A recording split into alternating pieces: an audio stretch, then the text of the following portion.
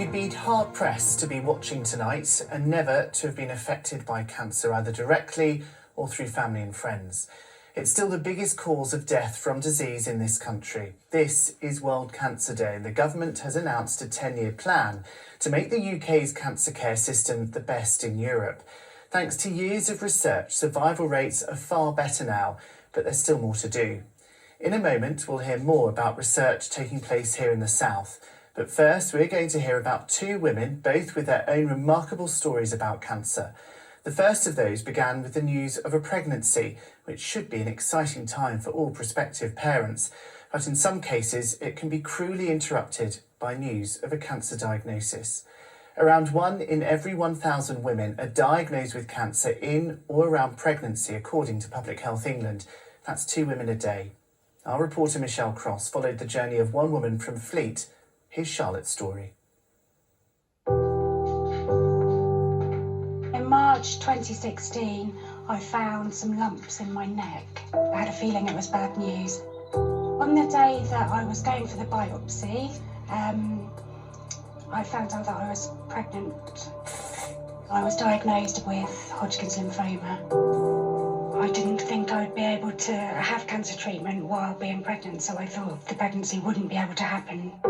Rather than having the elation that you'd normally feel with finding out that you're pregnant, at that point it was just a real extra complication. I think it's very important that the cancer diagnosis just remains part of life. One thing that took time to learn and to adjust to was making sure that the cancer diagnosis didn't overwhelm all of absolutely everything, and that the other parts of life could continue, essentially. I went on to have chemotherapy throughout my pregnancy.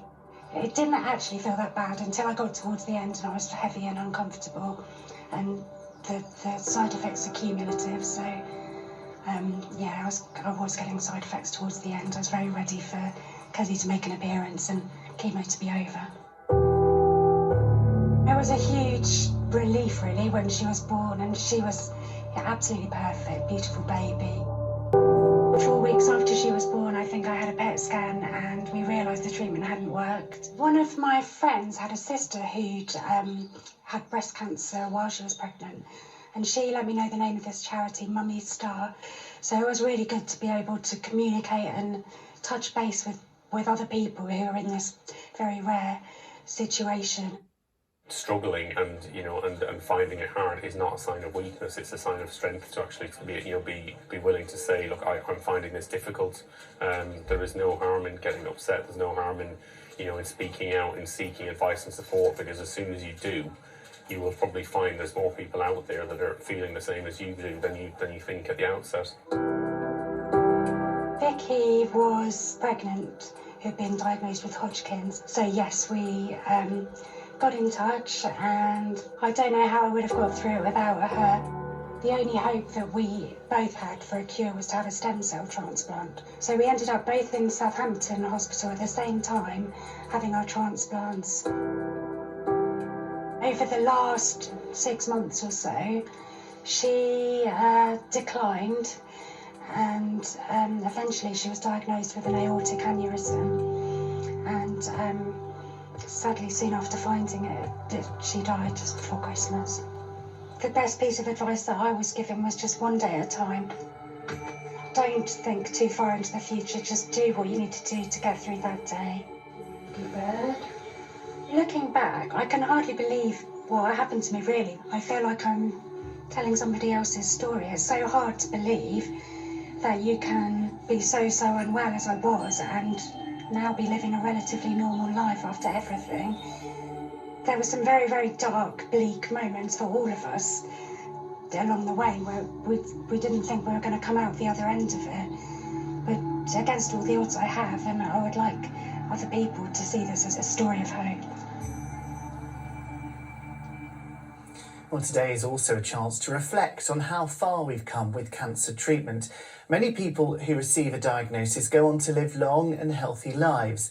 Mum of 2 Heidi Raymond from Southampton believes it's that research which has helped her live the life she has.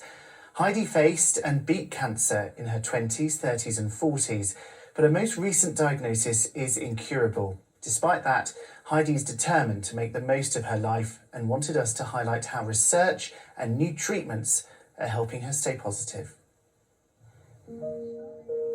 In 2008, we had a 7-year-old and a 9-year-old, and life was wonderful, holidays, and then overnight we found a lump, and literally within that 2-week period, life changed completely and utterly. Threw us into this world of cancer that we'd just not expected to be in, and I don't think anybody does expect to be in it until they are. So it was always a shock. I didn't really know that many people that had actually survived cancer at that point, so I almost felt immediately, well, this is my sort of sentence. My cup is definitely half full, so I found lots of different ways and opportunities to try and turn it around. I wanted to show the children that that I was coping and that tough things happen in life, but actually it's what we do with them that can make a difference. I had a couple more diagnoses sort of within those years, and more operations and more treatments, more drug changes. But then in 2016, we found another series of lumps in a similar place in my chest wall. I'd actually just finished the London Marathon and was particularly slower than I'd kind of thought I was even before, but done it, very proud of it. But went for a scan and it showed that there was indeed some new lumps behind my right clavicle, and in my lungs and in my chest wall.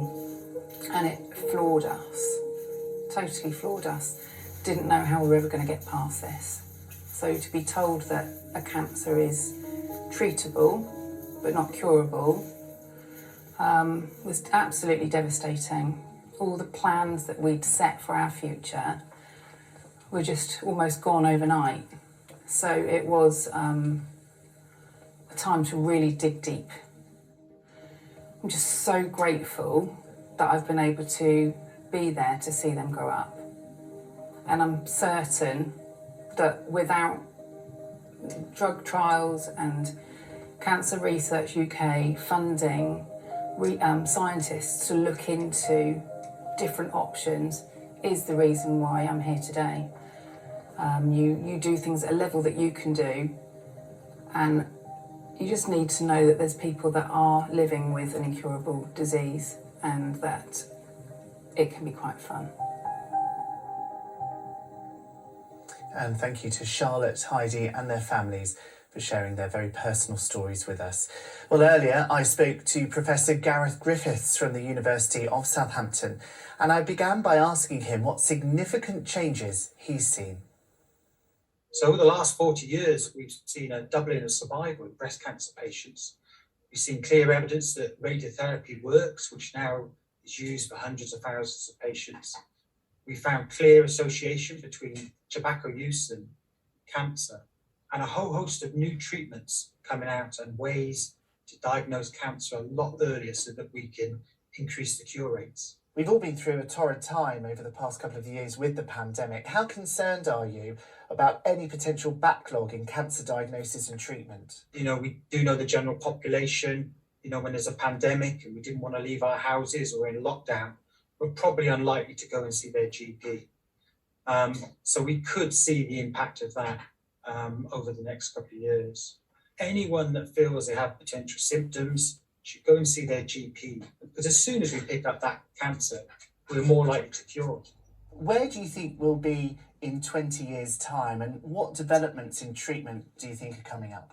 So we know at the moment that 1 in 2 people are affected by cancer.